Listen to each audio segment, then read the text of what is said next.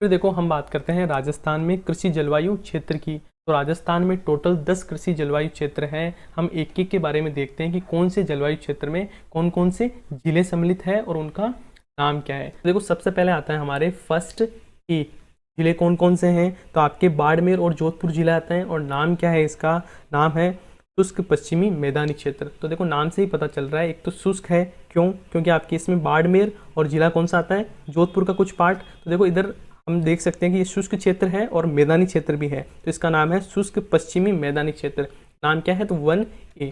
फिर देखो हम बात करें नेक्स्ट, तो है आपके 1B। जिले कौन कौन से हैं, तो श्रीगंगानगर और हनुमानगढ़। और इसका नाम क्या है, तो इसका नाम है उत्तर पश्चिमी सिंचित मैदानी क्षेत्र। तो देखो उत्तर लिखा हुआ आ रहा है, तो नाम से ही पता चल रहा है जो राजस्थान के सबसे उत्तर में है। तो कौन से जिले हैं, तो श्रीगंगानगर, हनुमानगढ़, और नाम क्या है इसका, फर्स्ट बी।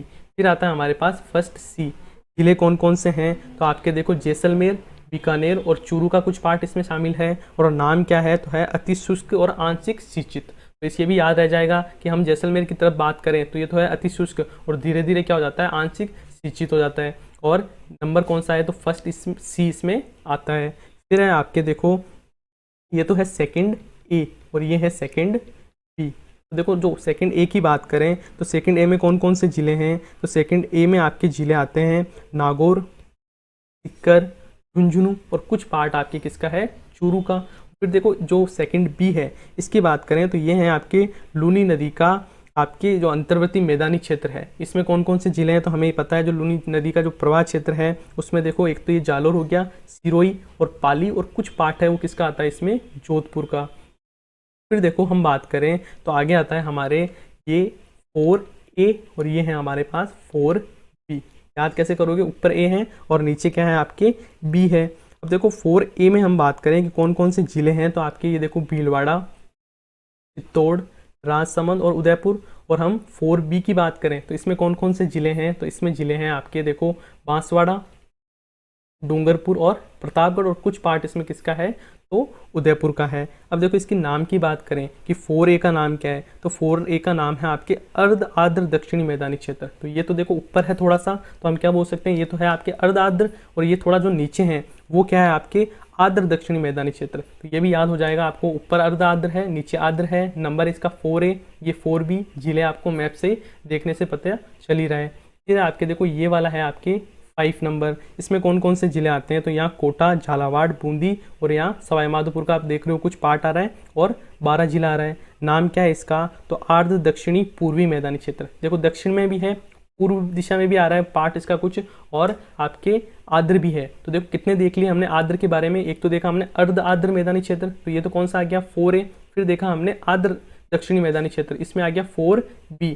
फिर हमने देखा ये आर्द्र दक्षिणी पूर्वी मैदानी क्षेत्र, जिसमें क्या आ गया आपके 5।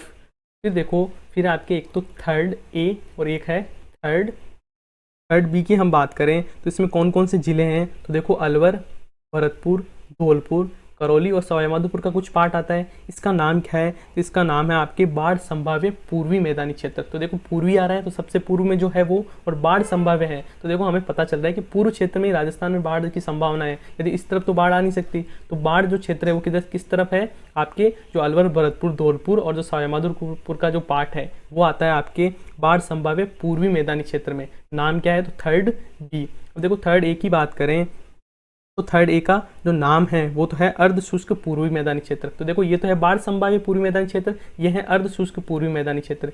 जिले कौन कौन से हैं, तो देखो एक तो है आपके अजमेर, और फिर आता है आपके जो जयपुर, ये टोंक और ये दौसा। तो ये भी पता चल गया, नाम क्या है, तो थर्ड A। आई होप आपको अच्छे से समझ में आ गया होगा। एक बार हम जिलों के बारे में हम इसको वापस देखें तो देखो ये तो हो गया हमारे पास 1A, ये हो गया 1B और ये हो गया हमारे पास 1C। तो देखो याद कर लेना, 1A ऊपर B और C। फिर देखो यहाँ है आपके सेकंड A, ये हो गया सेकंड B। फिर देखो यहाँ बात करें तो ये तो हो गया थर्ड A, ये हो गया थर्ड। यहाँ हम नीचे देखें तो ये कौन सा हो गया आपके 4A और ये 4B और ये 5 है। तो इजीली याद हो जाएगा, 2-4 बार प्रैक्टिस करना तो चीज़ें अच्छे से समझने आने लगेगी। फिर देखो कुछ क्वेश्चन हैं जो कि अभी लेब असिस्टेंट एग्जाम हुआ था उसमें पूछे गए थे। तो पहला क्वेश्चन था कि राजस्थान राज्य का सबसे छोटा कृषि जलवायु क्षेत्र कौन सा है। तो छोटा तो है आपके आर्द्र दक्षिणी मैदानी क्षेत्र किस नाम से जानते हैं? नंबर है आपके 4B में। और सबसे बड़े की बात करें तो वो है आपके 1C। नाम क्या है इसका? तो आपके अति शुष्क आंशिक सिंचित मैदानी क्षेत्र।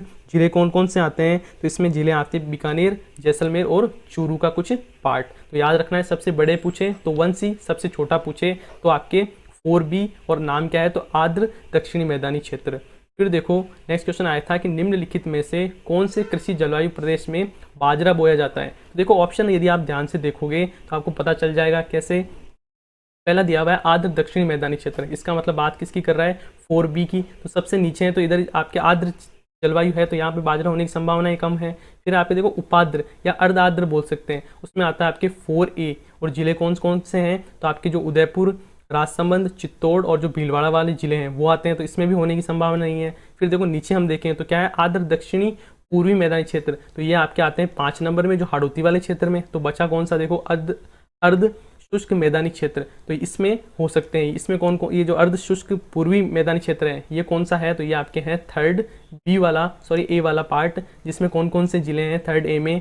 तो आपके 3rd A में आते हैं आपके जयपुर, अजमेर, टोंक और दौसा जिला। तो इनमें ये संभावनाएं बन जाती है। तो इससे हमें पता चल रहा है किसमें होगा राइट ऑप्शन, क्या होगा हमारे? Option number C। फिर देखो नेक्स्ट है कि राजस्थान में सबसे बड़ा कृषि जलवायु क्षेत्र कौन सा है?